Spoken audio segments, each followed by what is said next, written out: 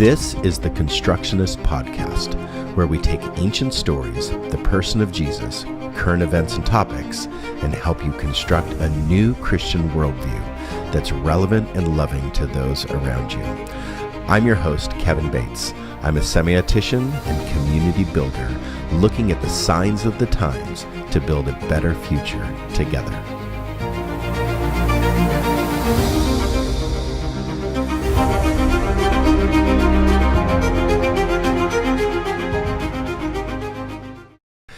This is the Construction. That's my fault. Welcome again. to our podcast. This podcast is live, meaning those of you who are online, we have a live audience in front of us today.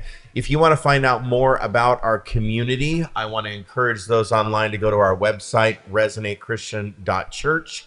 There you can find or get caught up on lots of material. All of our archive is there. You can learn how to connect and give and get involved in who we are. We do have one announcement to make that is not on our website right now, which is April 28th. There is a class taught by our very own Sharia here. It is Solidarity Medicine Making. Do you want to just give a little shout out to your own class? Yeah, I can do that. Awesome. So we are going to be blending a calming tea blend to support our neighbors who have been affected by detainment or deportation. So we'll have probably about 45 minutes of presentation on some basics of herbalism, deep dive into the specific plants we'll be working with, and then the rest of the time will be actual tea blending. You get to take a little bit home with you. You also get to take home the knowledge to make it for yourself and your friends and family, and then the rest will be distributed through the Safe Neighbor Network. Awesome. Medicinal tea making. That's interesting. We've never done that before. And I'm excited to attend and be a part of it and then try your tea. I think I've had it. Haven't I had it?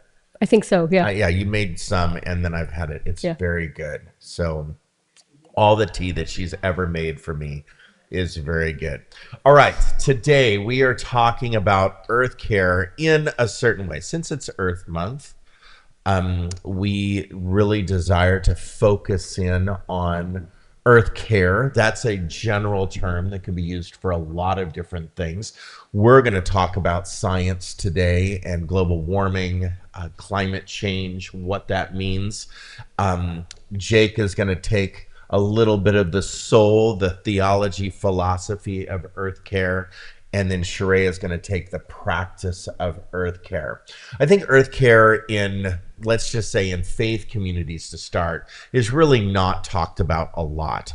Earth care is one of those covenantal type agreements that we have with God, earth, and human beings, that we would care and be tenders of the ground, that we would be tenders of creation. I do believe in the idea of tov, which is the Hebrew word for beautiful or good, that earth is beautiful, and therefore to keep it that way, beautiful, is tov ma'ov, which is the Hebrew word for very good. And so when we tend to the earth, it is very good. Now, I have a history of earth care. I have a history of science in my life. I have a degree in biology. That's my first degree out of college. And then I went and entered into earth science and some medical type fields as well when I got out of school. Clinton shut down the government just in time for me not to get a job, getting out of college through Parks and BLM and the different things that I wanted to join. So I just kind of hodgepodged a little mini career together out of college.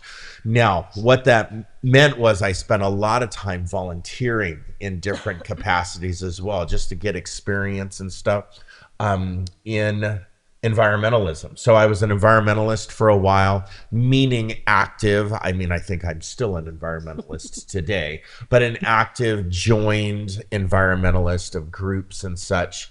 And so my work was mostly in different parts of Idaho, working with raptor biology and also ichthyology, which is the study of fish. So I was involved in that kind of work and how our effect on rivers and plants and the ground and the sky affect very important species to our existence. So there is a conversation around this that's very big. And sometimes Earth Care seems too big because it's the Earth, right? It is a planet. And to think through planetary science and how big our Earth is, and then we as little people are supposed to take care of this huge planet, it seems very daunting. It seems heavy that me recycling my plastic underneath my kitchen sink, is that really going to make a difference in the big picture? And for many people, climate change is that conversation that is heavy for them, and a lot of us, it's on the forefront of our mind. But it's also an unpleasant conversation. And it's an unpleasant conversation because what has been done to our earth is not very kind. Number two is it's a politicized conversation where if you are recycling your aluminum cans, all of a sudden you're seen as this special group weirdo over here, or you're obviously in a blue state, or you're obviously a lib, or like you have just like different categories and labels that obviously. 10 cents now, though. What? It's 10 cents. Well, yes, and then you have the capitalists out there that are just wanting their 10 cents back, on the can or whatever.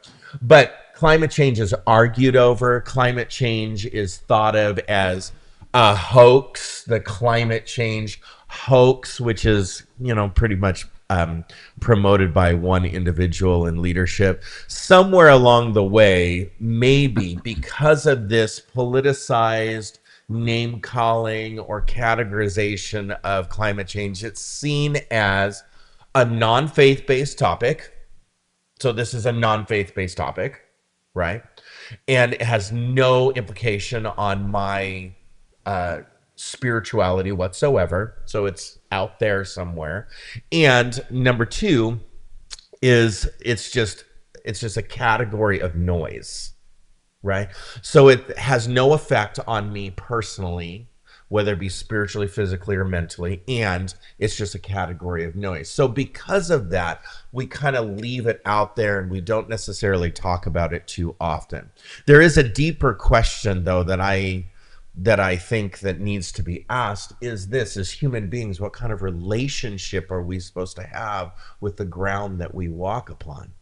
What kind of relationship are we actually supposed to have?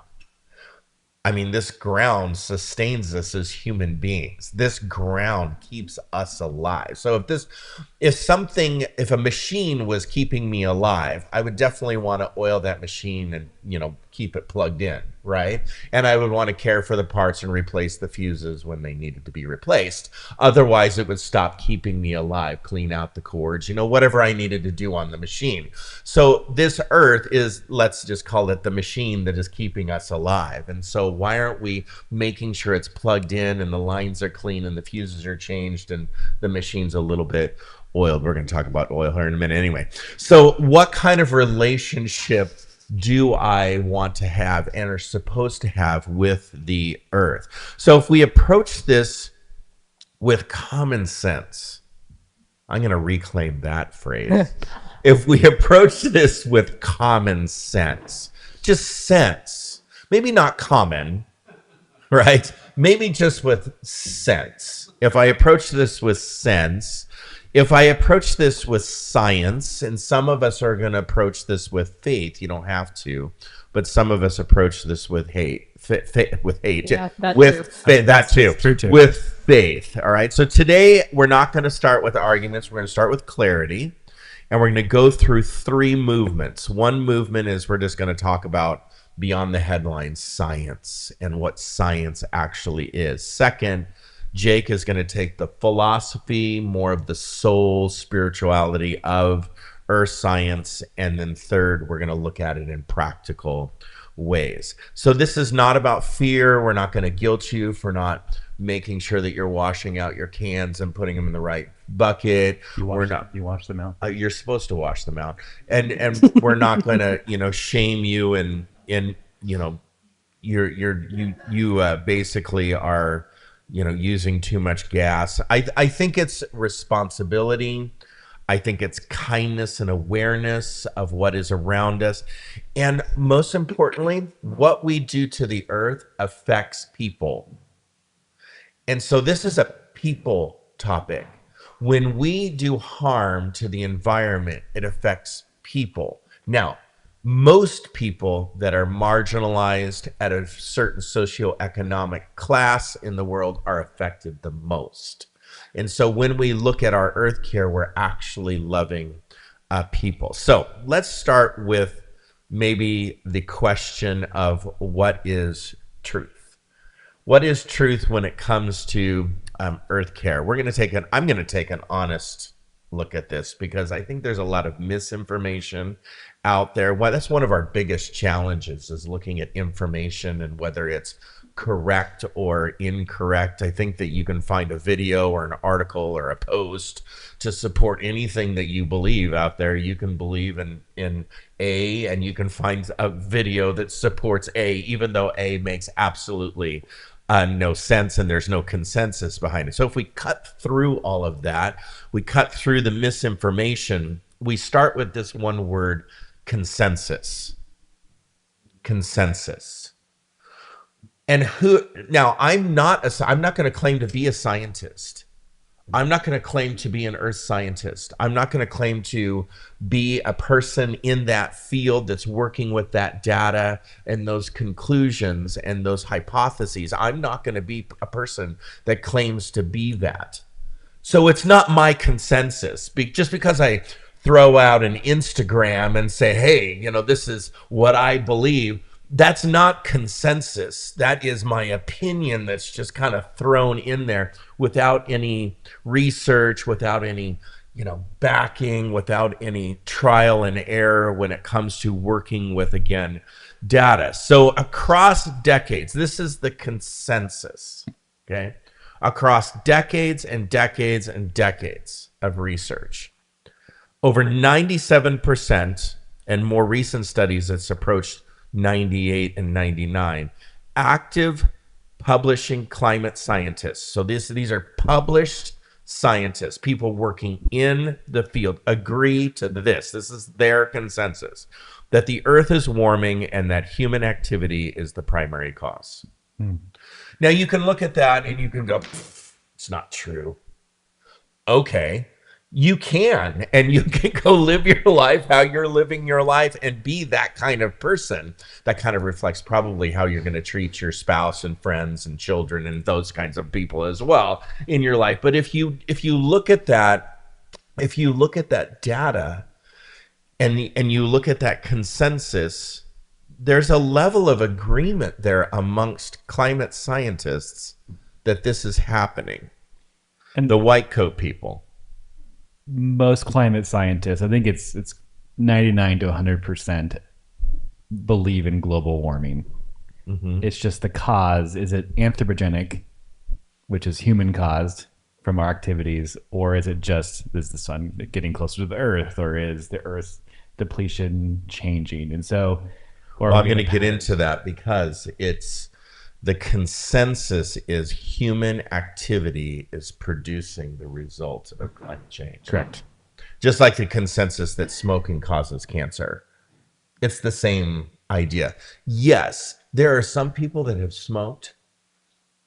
Burns smoked cigars until he was however many, he was 1,000 years old by the time George Burns died. And George Burns died he was like 42. I know, but he died. He did not die from lung cancer, I don't think. Maybe he did, but he didn't get it right away. So just because we have certain data points out there that say, well, this isn't the cause, 99% of climate scientists say human activity is the cause of climate change. So this idea science is divided actually isn't true. Scientists are not divided on this subject. You can always find dissenting voices. You can always find that person out there that's going to disagree, but most scientists are remarkably unified on this subject. So first, we know from that consensus that the earth is warming. We know that temperatures have raised across the globe over the last century, and the temperature of the land and the temperature of our oceans, that has all raised. Those two temperatures are very important to keep in mind, the temperature of the land and the temperature of the oceans. We also know the why.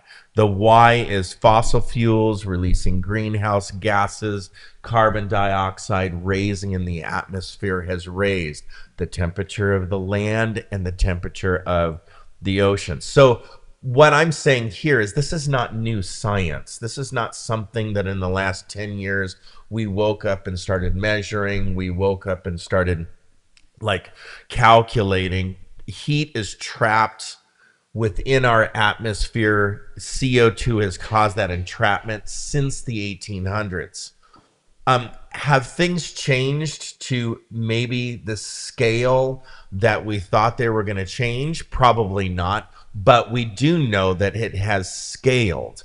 And so it's 10 times faster than natural global warming that they're guessing, hypothesizing from post-ice age type activity. It's much greater, 10 times faster.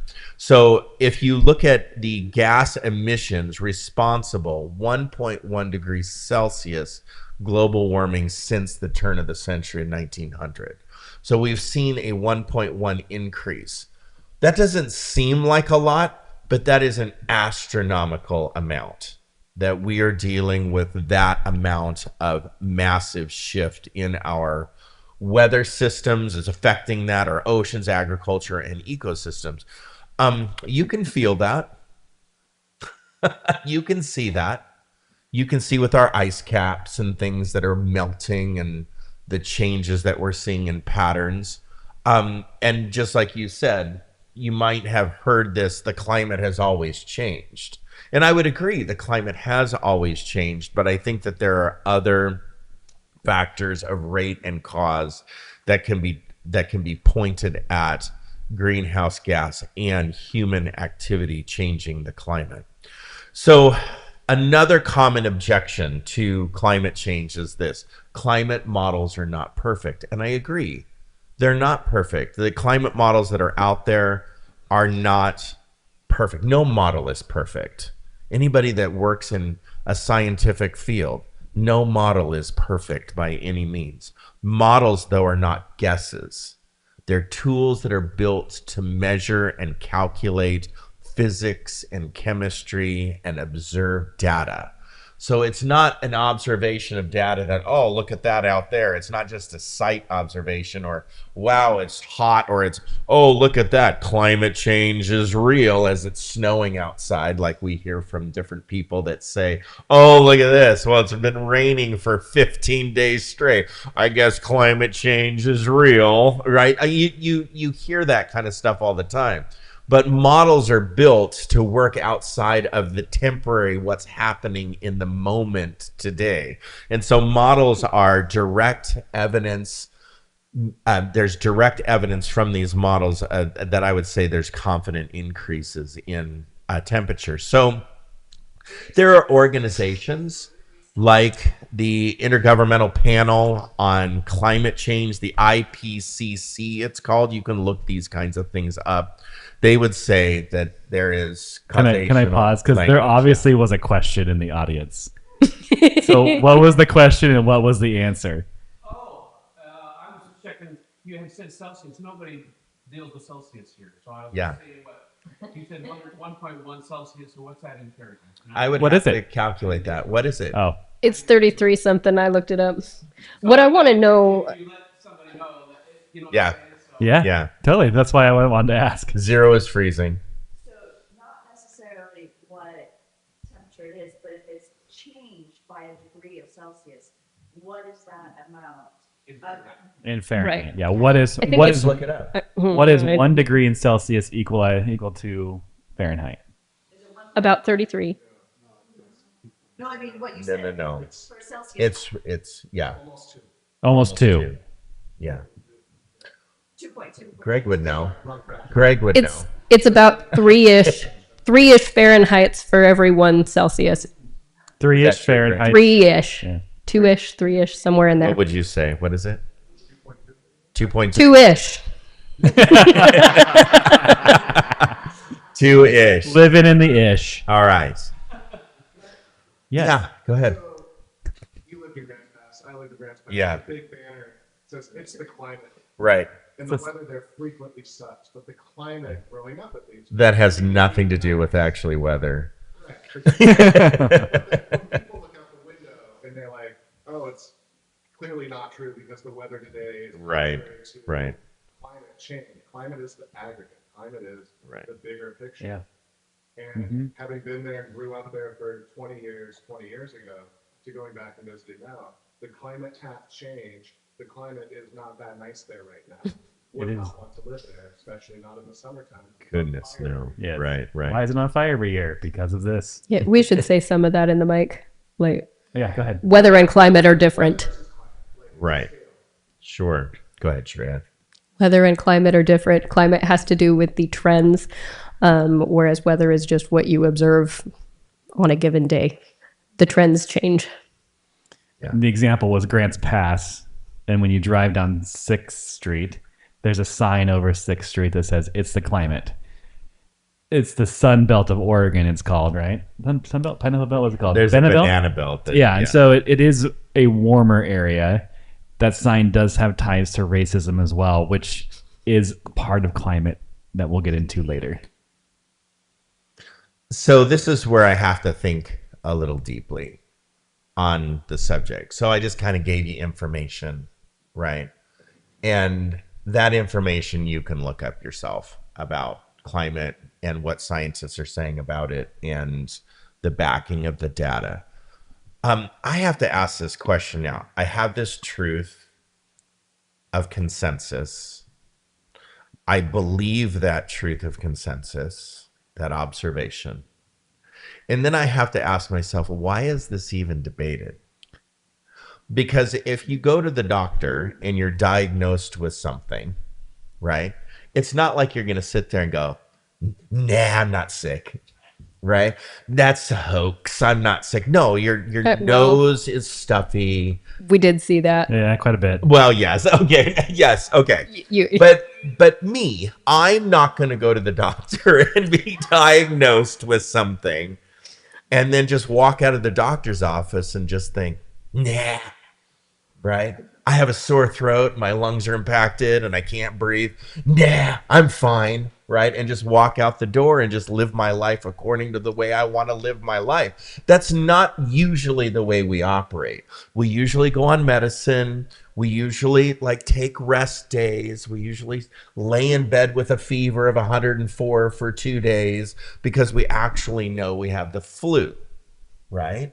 And we try to heal our bodies. Hold on before you. So I know some people don't, and they think that, I don't know what they think. But so I have to ask the question, why is this so debated? And I would say a couple of things. I don't know how much this is debated on the international stage. When I think about Europe, is this really debated like the United States? So that's not my context, right? I can't speak for them, but I can speak for us, right? Where I live in this United States and I rub shoulders with United States people, right? And I would say that this is debated for two reasons. One is the idea that the United States is huge. And we literally, from West Coast to East Coast, from North border to South border, we are living in so many different ecosystems and so many different almost countries within countries within countries of ecosystems. It's crazy. When you go to a country in Europe, that country pretty much is pretty much the same type of climate from side to side and north to south, right? So because the country's smaller, but you come here and you're literally living in all kinds of things. So environmental factor does speak, and it informs us And so our daily experience informs us of different activity or different effect of that activity. And so if you are if I lived in, like I used to live in Los Angeles, and I went to high school in Big Bear Lake. And when I came off of that mountain and entered into the LA basin, my lungs would hurt in pain because of the smog. I mean, it felt like it was ripping the alveoli of my lungs apart when I would come down into that smog. When I came up out of that smog and up onto the hill, it was like I could breathe again. So if you told me, oh, climate change, greenhouse gases, CO2, carbon dioxide, it's a hoax, right? No, I can tell you that every week driving up and down that mountain was a painful experience. So I think that environmental, if I lived up in like Washington on the peninsula out there next to that rainforest that is Nia Bay up there, just beautiful up there. I mean, What's it called? What's the rainforest called? The Olympic. The main one, the Ho. Yeah. I mean, just this beautiful place where it's raining and green, and all I have is lush around me, and the air is fresh. And I would sit there and think, that's interesting. Why are we talking about this so deeply? Because I'm not experiencing this. So I think that daily environmental factors creates a complexity. Daily environmental factors create a complexity. But then secondly, and I would say there's a third thing too, which I'll conclude with the third thing. Economics is a big deal. And there's so much that's tied to fossil fuels in our country that we're not honest with. We're actually not honest. Whether we're, Republican or Democrat, progressive or conservative, whatever we are using products, doing things, purchasing things, going places, participating in activities that definitely are connected to fossil fuels, creating greenhouse gases, which are raising CO2.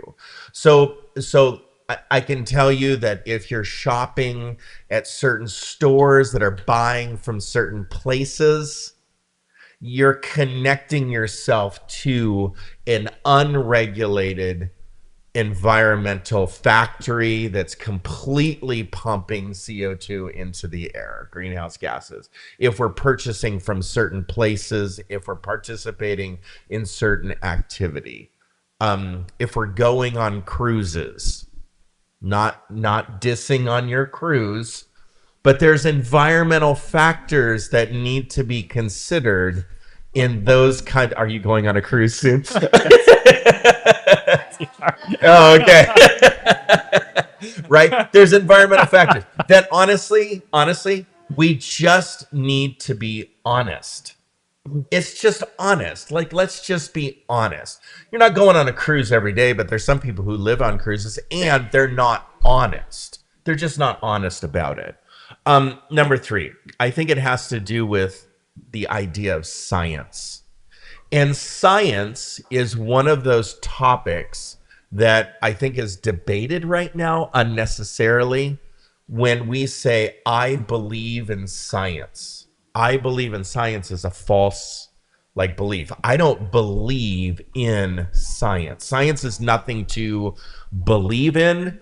It's nothing to actually put our spirituality in. It's not a spiritual exercise. Science, well, I think all things are spiritual actually, but science is a method, and it uses a method called the scientific method with observation, hypothesis, data collecting, questions are asked, conclusions are made, theories are developed, hit the button, repeat, and we do it again, right?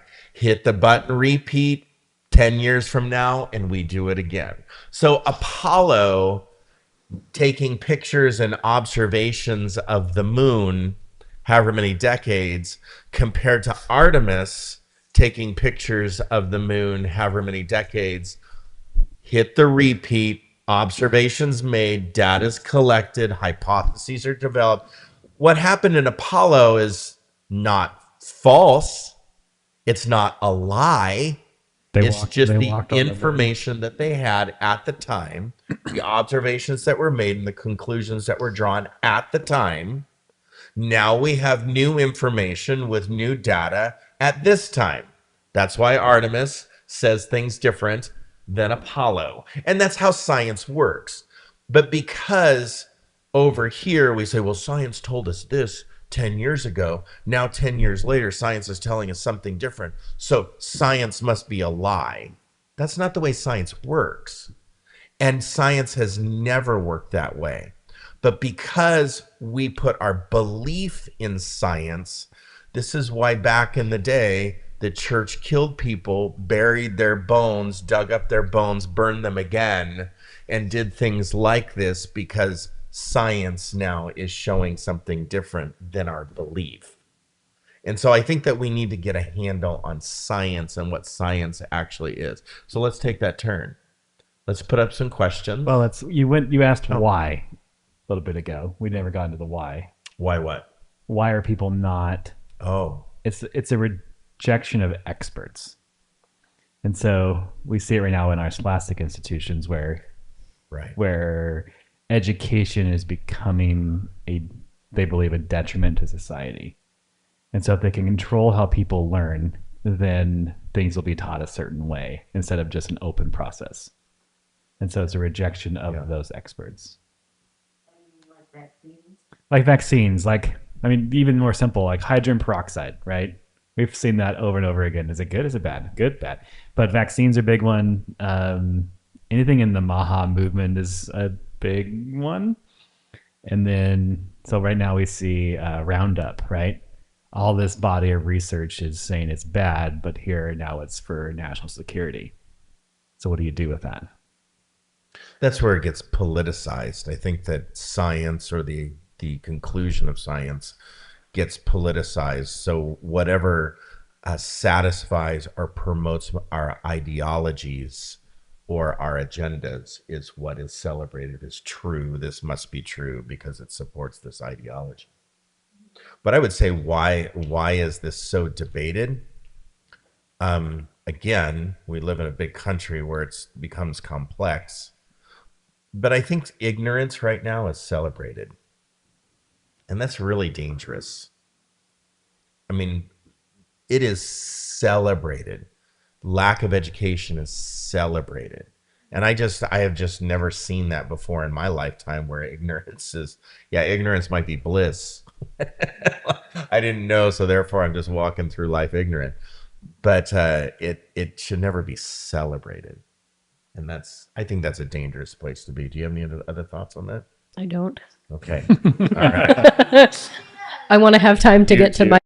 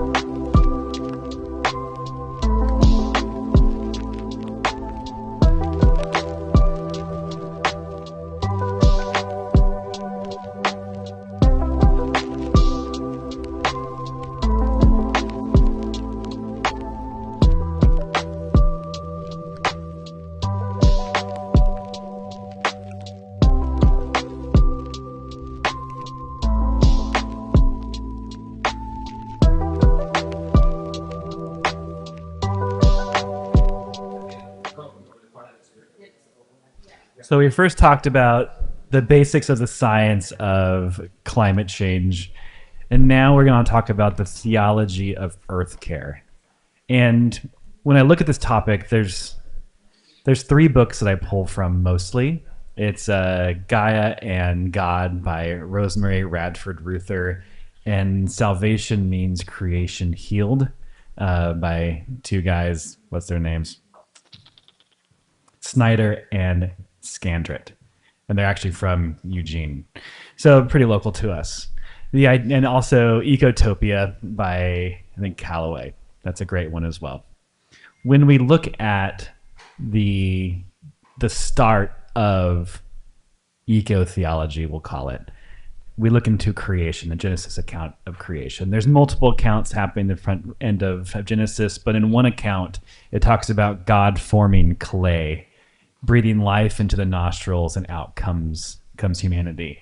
Adam, the name Adam means from the red dirt, or people of the dirt. And so when we look at our lives, the commission to humanity is to be gardeners, to be people that tend the earth.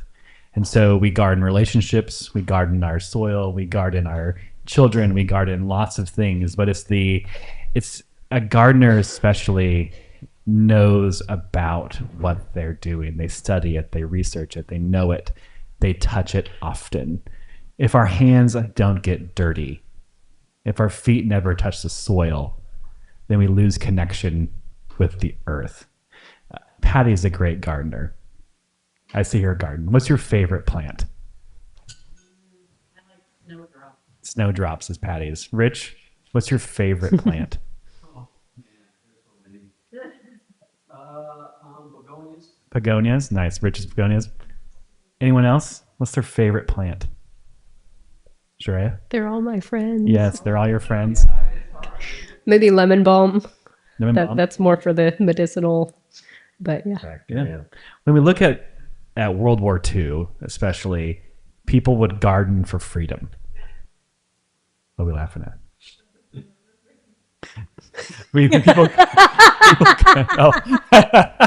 Okay. We'll skip that one. So people garden for freedom. And so in the United States, we were gardening to keep the rations down. And in Europe, they were gardening to feed the troops. So garden and garden and garden. They would turn into an action to fight against fascism. And that's there. When going back to theology, who read the Left Behind series? Hands. It's fewer than I expected. That's great. So Left Behind has this idea that at the end of days, humanity that believe in Jesus will be raptured from earth and taken away, and that earth would be burned up. Nowhere in scripture does it talk about that. We have no basis for that. It's just Darwinism that comes out of the 1800s. After he got a concussion from falling off his horse. I feel like that's an important detail. Yes. So with Darby fell off his horse, got a concussion, and now we have the evangelical thought of rapture. yes, If you want to know where that came from. I did not know he fell off a horse. Had I a just vision. Thought he was just a little crazy anyways. Mm-hmm. And so we have this idea that if we don't recycle, then Jesus will come back faster. If we use up the resources faster, Jesus will come back. If we start more wars, Jesus is going to come back faster. If we create a nation state that didn't have its own borders, that Jesus will come back faster. So we're taking away from the land, the earth, in order to try to push this dispensational, it's called, ideology forward. And that's the root of a lot of our disconnection from the earth. It stems from Platonic dualism. And so Christianity was founded in Hebrew thought, where earth, God, and humanity all functioned in one salvific way, one healing way. And so when you read through the Old Testament, how the earth is described, if it's healthy, if it's good, if it's giving, or if it's in famine, is in direct connection to the spirituality of the Israelites of the day. I don't know if everyone in the room realizes how influential religion is on some of these topics. and other topics, like the reason why we have an anti-earth care sentiment is because of religion. The rejection of experts is from religion. Correct. The war in Iran, Israel to Lebanon and others, that is because of basis of religion. And it's all in this apocalyptic style literature where we're sitting here listening to commentators look for the third red heifer. And if that sounds obscure to you, you're welcome. Please don't look it up. But you have people trying to push the end of times, and we will enter into salvation if we can make Jesus come back. Mm-hmm. Which throughout Scripture, throughout all Hebrew and early Christian thought, salvation meant a peace on earth. Shalom. That we would create a garden again everywhere we are. That it would live in harmony and not one item would take away from the other. So God wouldn't take away from creation, earth, or humanity. Humanity wouldn't take away from God or earth. And then all the triangle of salvation is intact. Isaiah 9:19, what is that? 9, where it talks about the peaceable kingdom, where the lion will lie down with the lamb, the children will play over the asp den and reach his hand in and will not get bit. And so it's a piece of creation living in harmony, and that's the end. That is the salvific goal of all of theology, of religion, of most religions, I would say. And the church back in the day was so involved in science that there was no division between science and the church back in the day, as long as science promoted the religion. But the moment that science said something different, promoted the religion of that moment, right? What that moment spoke about religion or the earth, or, we're not the center. As soon as we found out we weren't the center of the universe, wow, people died. So the church was the institution of science exploration. Right. Most scientific advancements pre-1900, I'll say 1900, was funded by the church. Big Bang Theory, that was a priest. Darwin, a theological seminarian. Galileo, also a monk. Copernicus was also a monk. And so you have these major advancements in science that take the earth away from the center of all of creation, humanity away from the center of creation, and that was actually funded by the church itself. Any more thoughts on that? Well, one of the reasons why Martin Luther got in trouble from the Catholics is he wanted to take herbs. If we can go back to herbs, beer was made by herbs. Through herbs he found it, and that was taxed. So the church had total control on beer, right? And it was taxed. As soon as he found that you could create beer out of hops, which was a weed and toxin, that was not taxed. And so he moved that away. This is how religious influence happens. And so he moved it away from the tax and could create beer to give to the common people, because water was bad. And so they needed to give beer to, kind of a weak beer to people so they could get fluids, right? So lots of people drank beer for this reason. And it took away from the taxation of the church. And therefore we now have the Great Reformation. These are the beginning of these religious awakenings. The Great Awakening was caused from religion having such an influence on things, and people like, maybe Martin Luther taking it away from the control of the church ideology. And also to put the Great Awakening back into earth as well, it was also powered by coffee. Correct. And so at the same time the Great Awakening happens, coffee comes on the scene.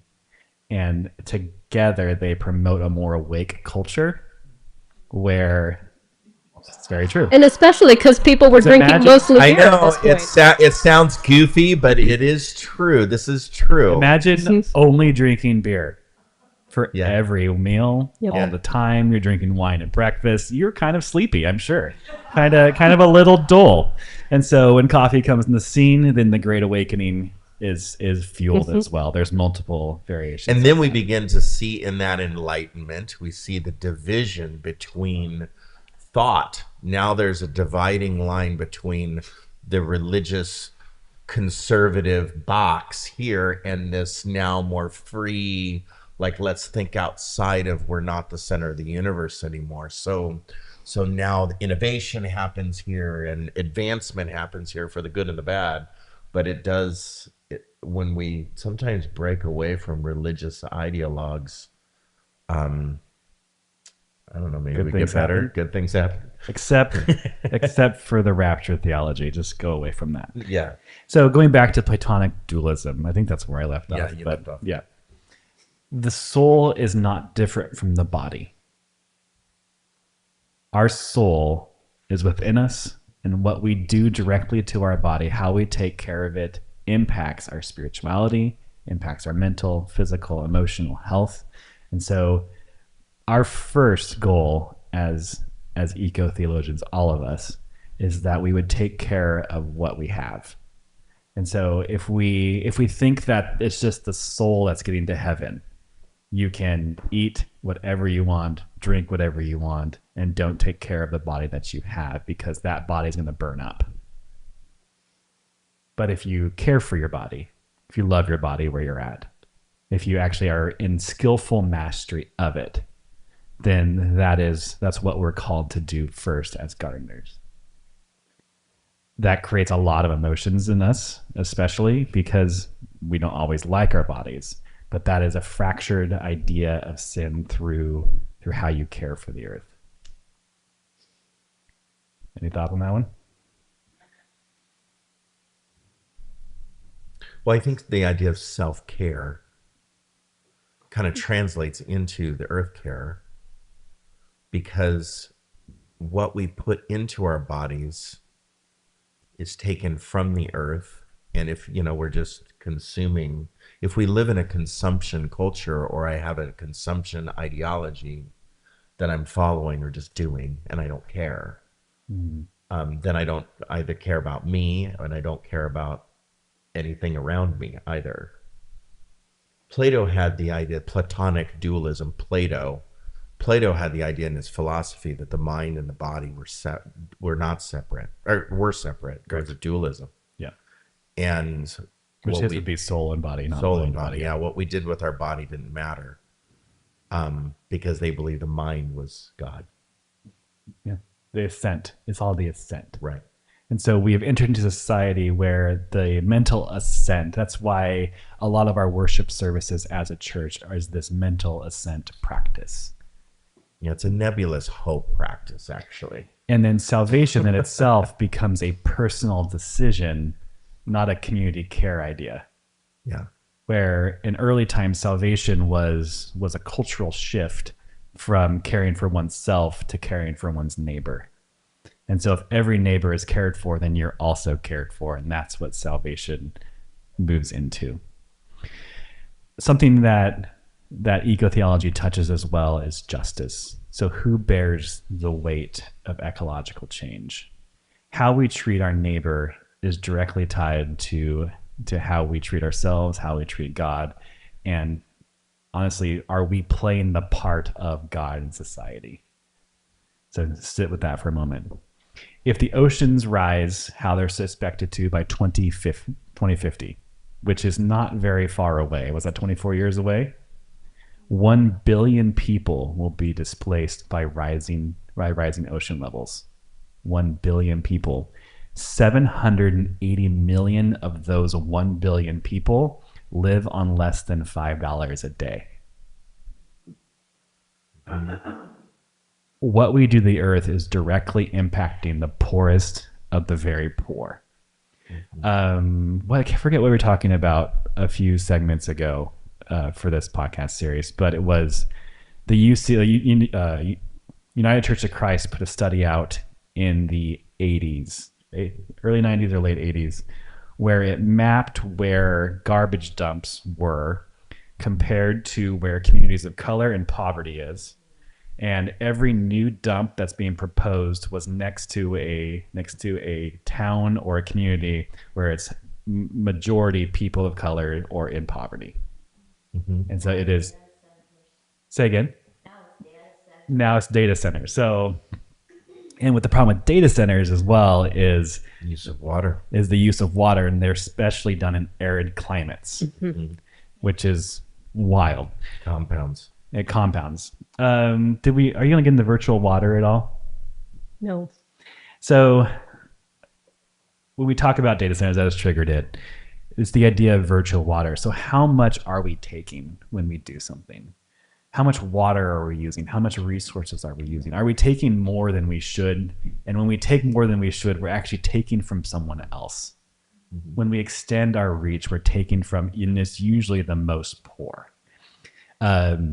When you look at buying an item, it's not just the physical things, but it's also the water and energy that went into creating that item, like that pencil. So you have steel, plastic, how much ink. water did it take to make that? How many gallons of water?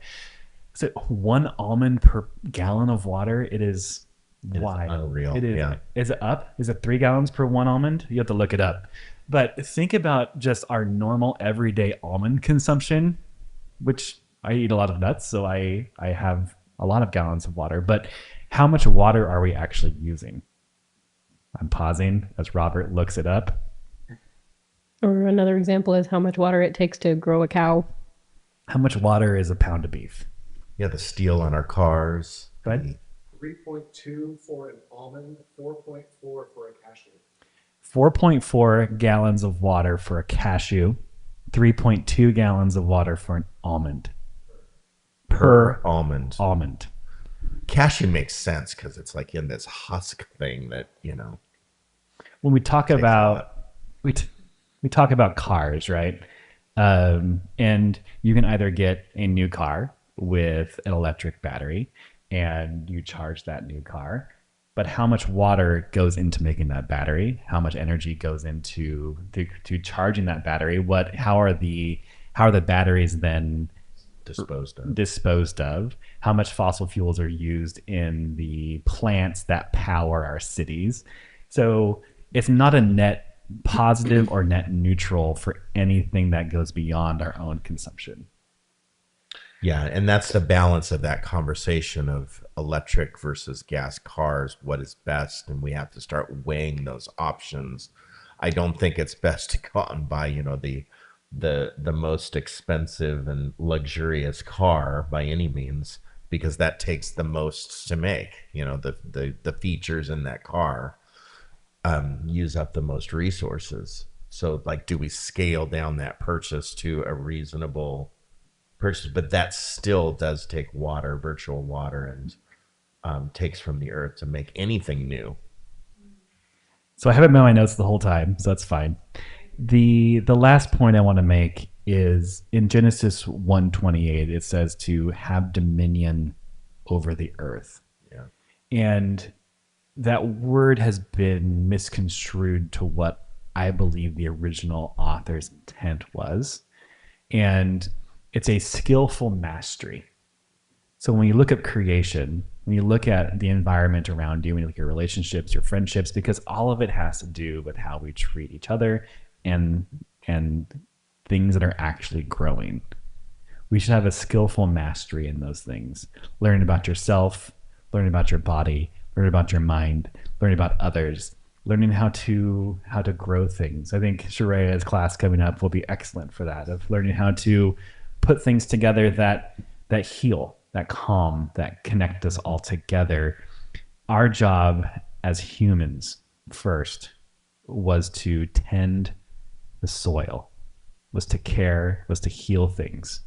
So if we're not healing, if we're taking, if we're hurting, if we're violent, and that's the big debate over eating meat or not, is if it's a violent practice versus a non-violent practice. we have to look at ourselves and really be honest with how much are we taking, like we said earlier, and also how can we better heal around us. Let's go to our questions. We got Go. Huh. Oh, sorry, my bad. There you go.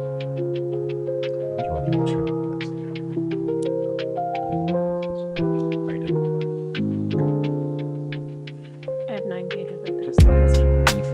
Yeah.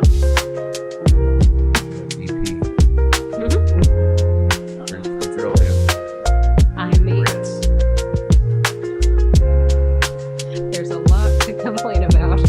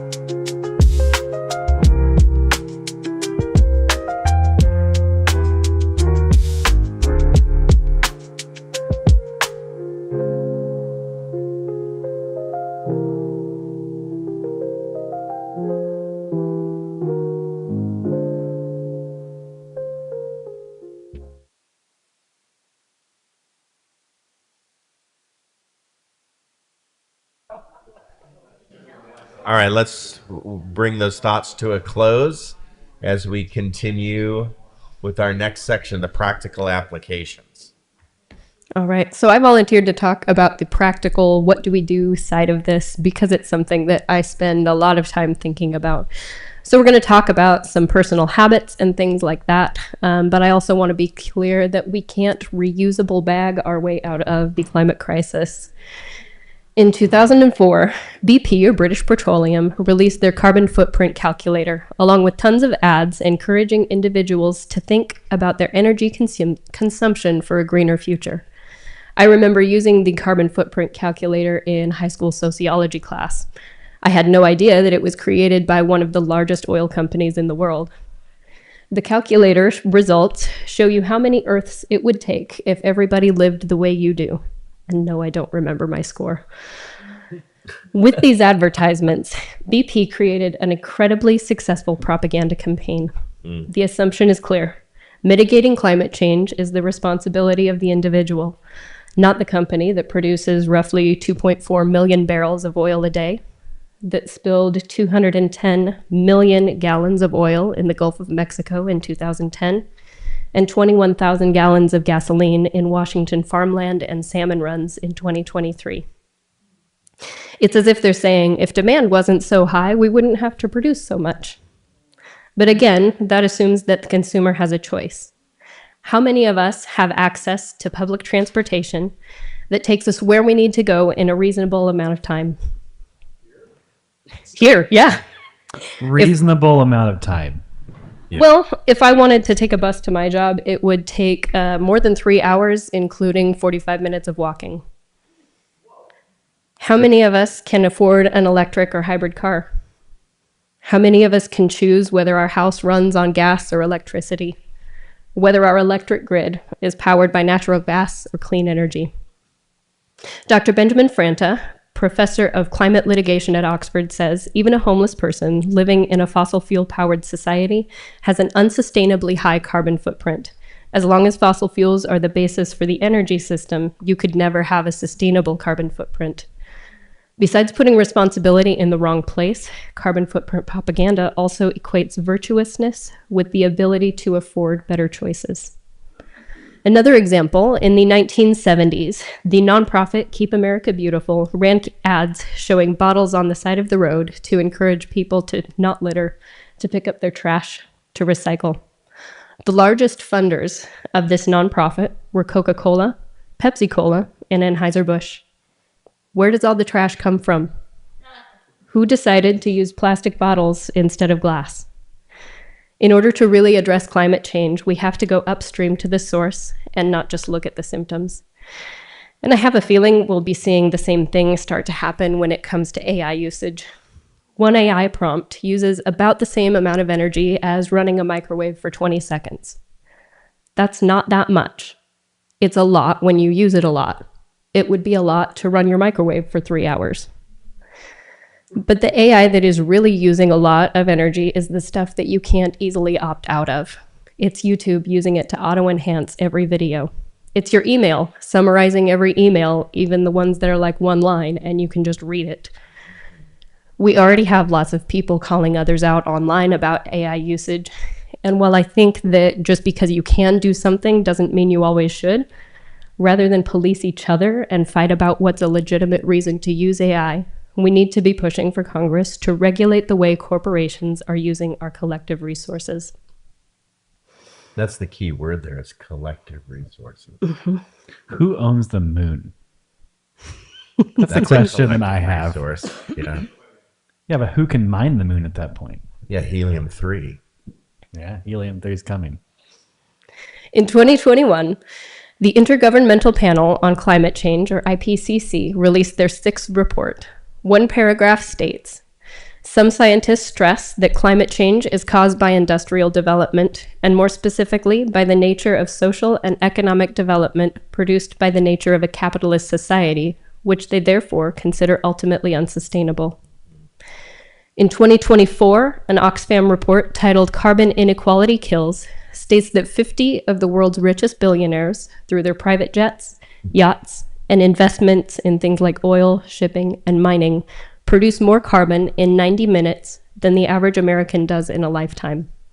Wow. Can you read that again, please? Yep.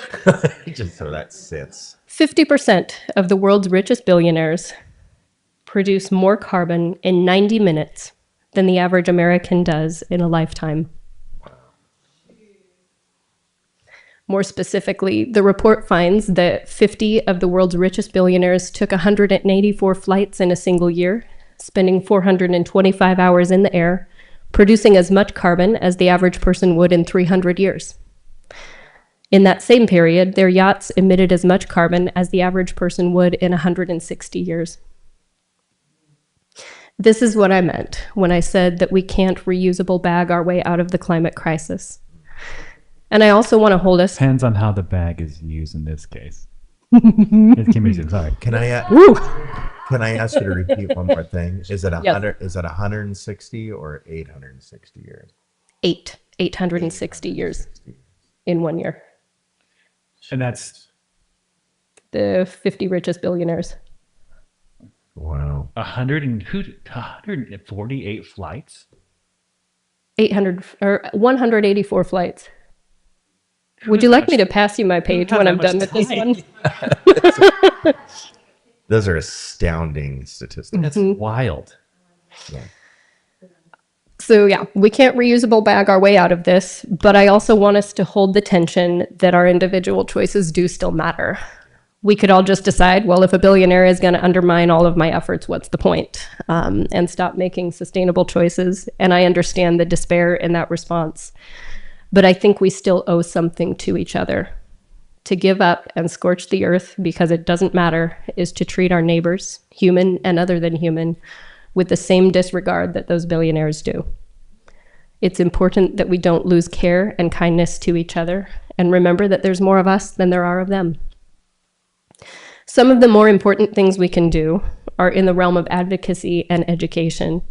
While we need to take responsibility for our personal choices, we also need to demand accountability for the richest few. We need to be clear about the actual worst drivers of climate change and address those, and in that light, stop policing each other over plastic straws. If it were a nation state, the US military would rank 47th for carbon emissions, creating more than about 2/3 of the nations in the world, including Sweden, Hungary, New Zealand.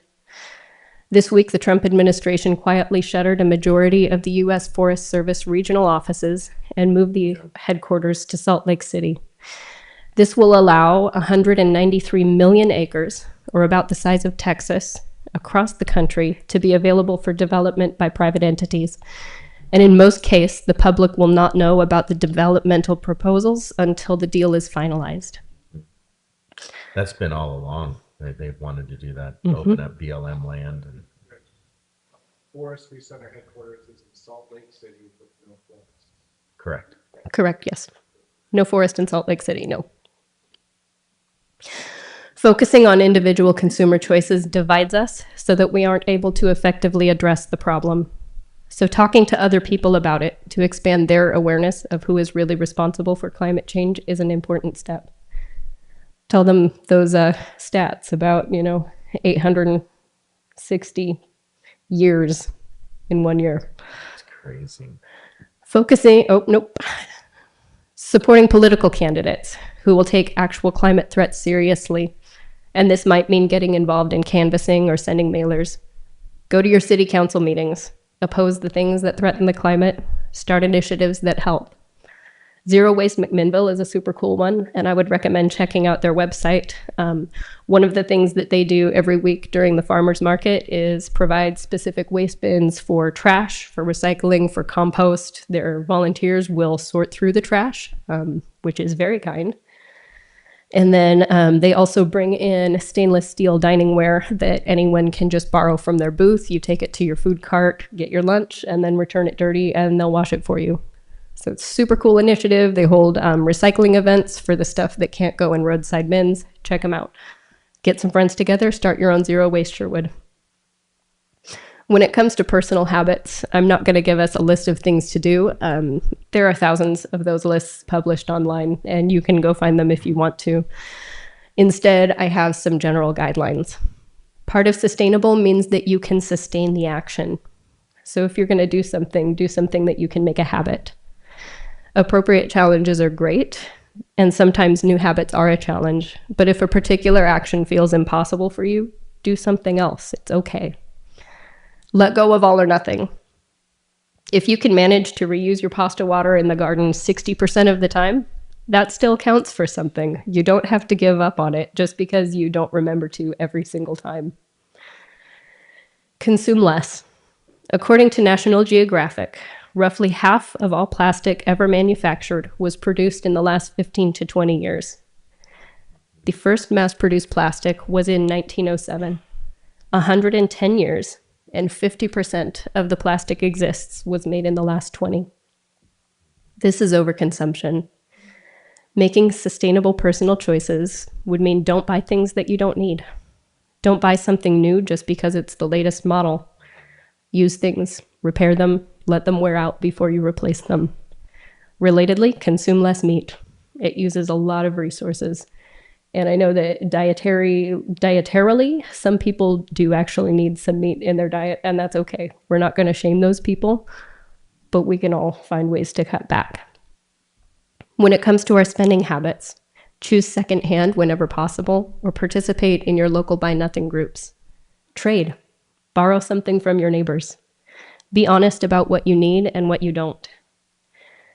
Choose small and local whenever possible to remove power from the corporations driving climate change.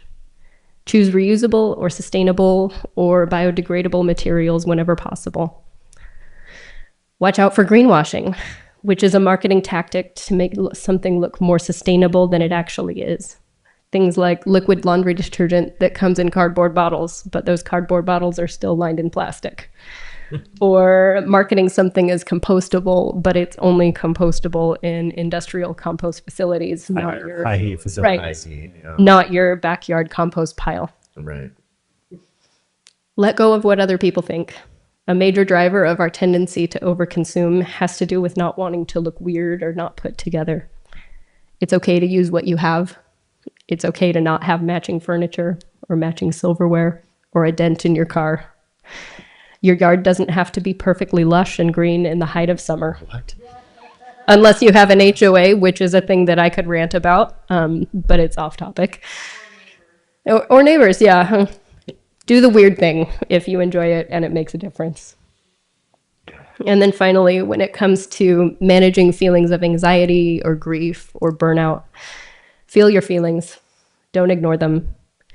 And then grow your capacity and resilience. Don't completely ignore the bad news. When we practice feeling our feelings, it helps you to grow your capacity. If you have too much anxiety to face the bad news, you aren't going to be effective at making change. Feel your feelings. Grow your capacity. Practice gratitude. It will help you notice more of the good. Get outside. It's good for your body and it's good for your feelings. Build a relationship with a particular outdoor place. Go there often, in all seasons. Get to know it like a friend. And if you're able to grow a garden, grow a garden. The end. Sure, yeah. So you would think that with all that money, a billionaire would strive to, consume less or to make a difference, but it just is not translating. Something's not translating into those that can make a difference at a large scale. In my opinion, I don't think you get that rich by ethical means, which means you're not an ethical person and you have all those resources. I do know fairly ethical business people, although what they're participating in and what they're participating in, it's like unethical adjacent, right?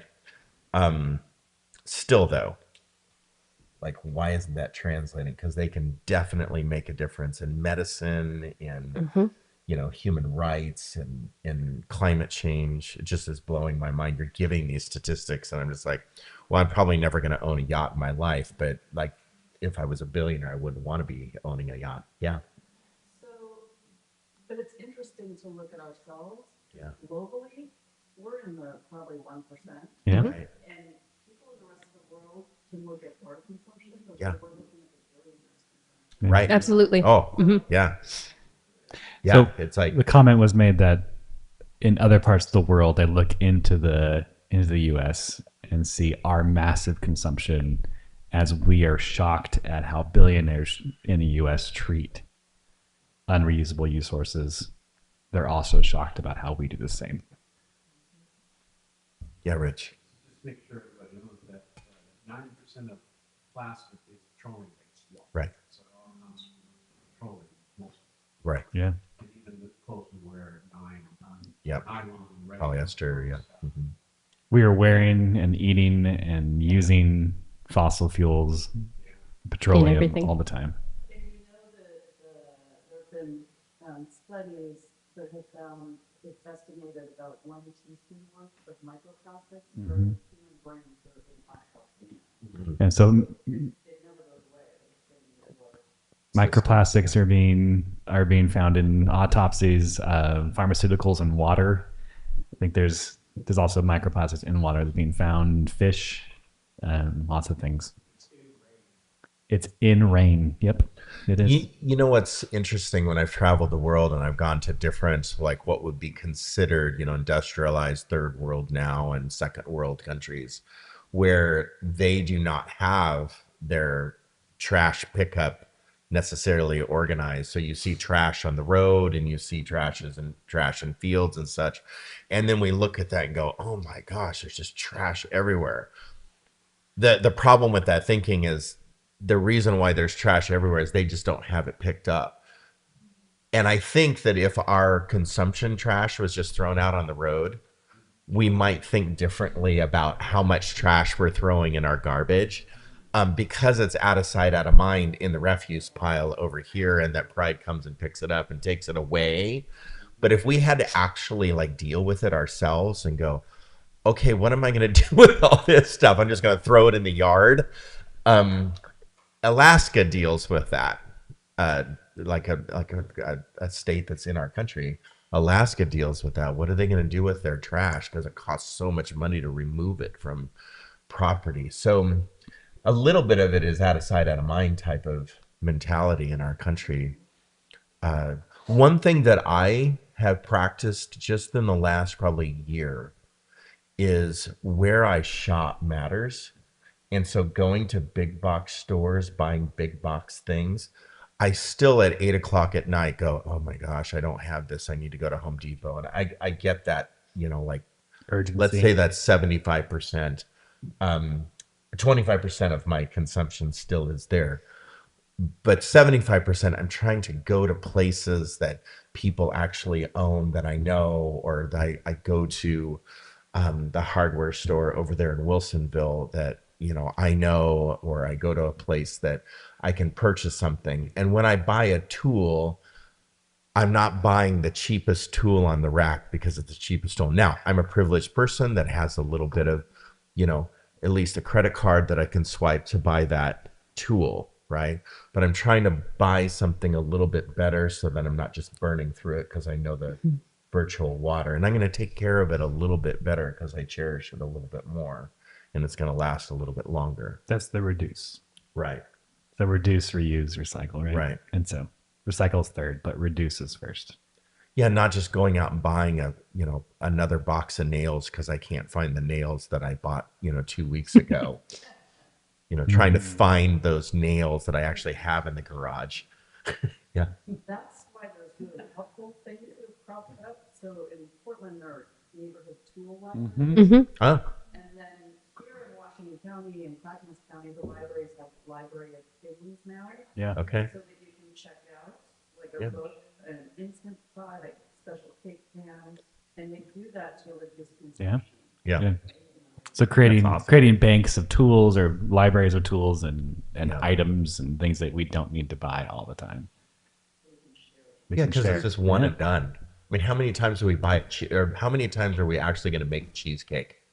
Springform Right. pants. It's a springform pan that you went out and bought, for one cheesecake once a year. Or a lawnmower.